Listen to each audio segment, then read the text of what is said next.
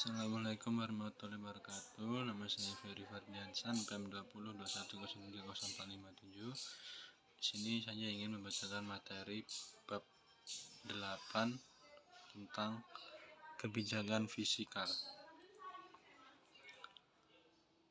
Definisi dan konsep kebijakan fisikal.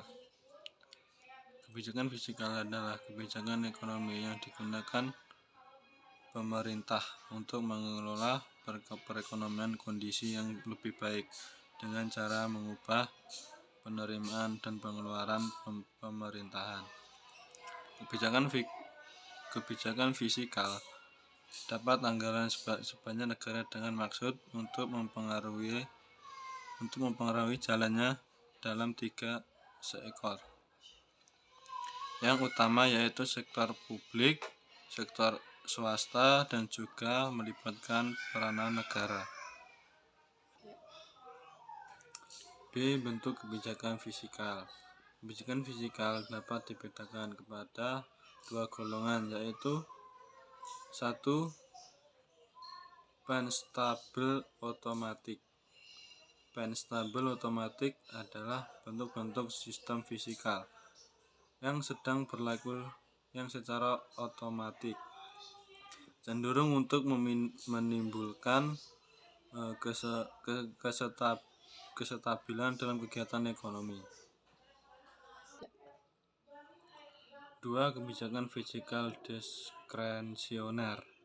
Kebijakan fisikal diskresioner adalah langkah-langkah dalam bidang pengeluaran pemerintah dan perpajakan yang secara khusus membuat perubahan ke atas sistem yang ada, yang bertujuan untuk mengatasi masalah-masalah ekonomi yang dihadapi. Karena ternyata penstabil fluktuasi kegiatan ekonomi dari satu periode ke periode lainnya umumnya tidak dapat mengatasi masalah pengangguran atau inflasi dalam perekonomian, sehingga dibutuhkan suatu kebijakan fisikal diskresioner. C. Kebijakan fisikal masa Rasulullah. Pada masa-masa awal pemerintah kota Madinah mendapat dengan pengeluaran hampir tidak ada. Pada masa Rasulullah hampir seluruh pekerjaan yang dikerjakan tidak mendapatkan upah. Tidak ada tentara formal.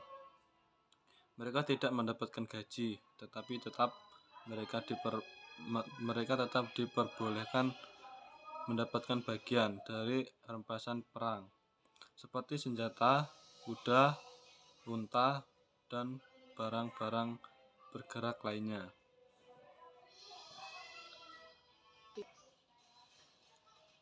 D. Kebijakan fisikal masa Khulafaur Rasyidin. 1. Masa Abu Bakar Asy-Syiddiq. Abu Bakar terpilih sebagai khalifah dengan kondisi miskin sebagai pedagang dengan hasil yang kurang mencukupi kebutuhan keluarga. Pada masa Abu Bakar ini dimulai penggajian terhadap khalifah. Hal ini dilakukan agar khalifah pada konsentrasi dalam mengurus negara, sehingga kebutuhan keluarga khalifah diurus oleh kekayaan dari Baitul Mal. Menurut beberapa keterangan, beliau diperbolehkan mengambil 2,5 atau 2/3/4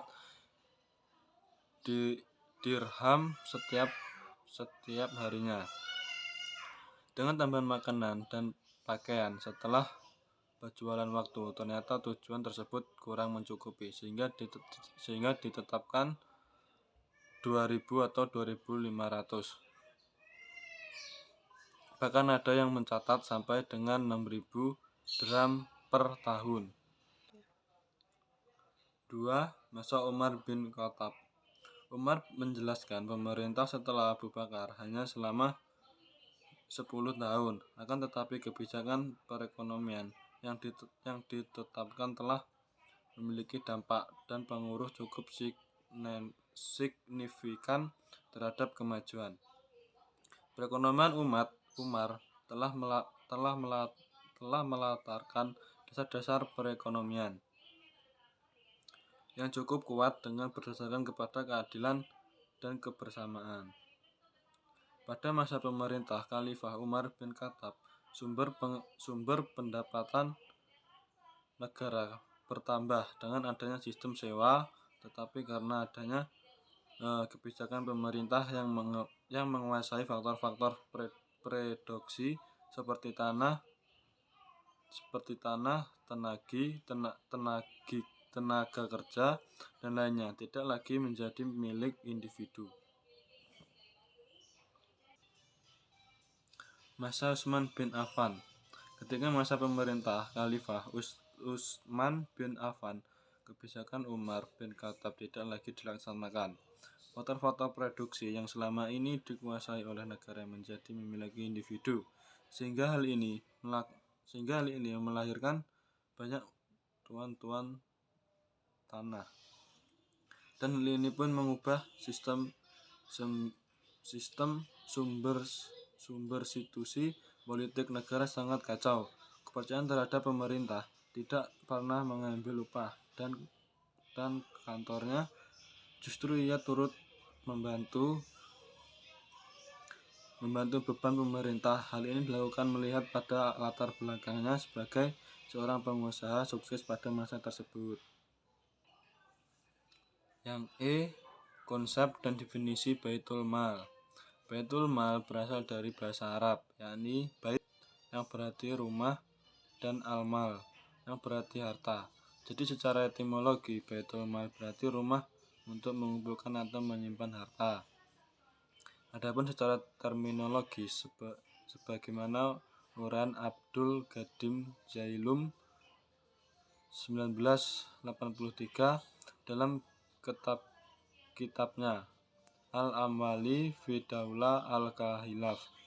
Baitul Mal adalah suatu lembaga atau pihak Arab atau al-jihad yang mempunyai tugas khusus menangani segala harta umat, baik berupa pendapatan maupun pengeluaran negara. Jadi setiap harta, baik berupa tanah, bangunan, barang tumbuhan, uang, komoditas perdagangan maupun harta benda lainnya di mana kaum musliman berhak memiliki sesuai hukum syara dan tidak ditentukan individu pemilik 54 walaupun telah tertentu pihak yang berhak menerima 74, maka harta tersebut menjadi hak Baitul Mal, yakni sudah dianggap sebagai memasuki bagian Baitul Mal.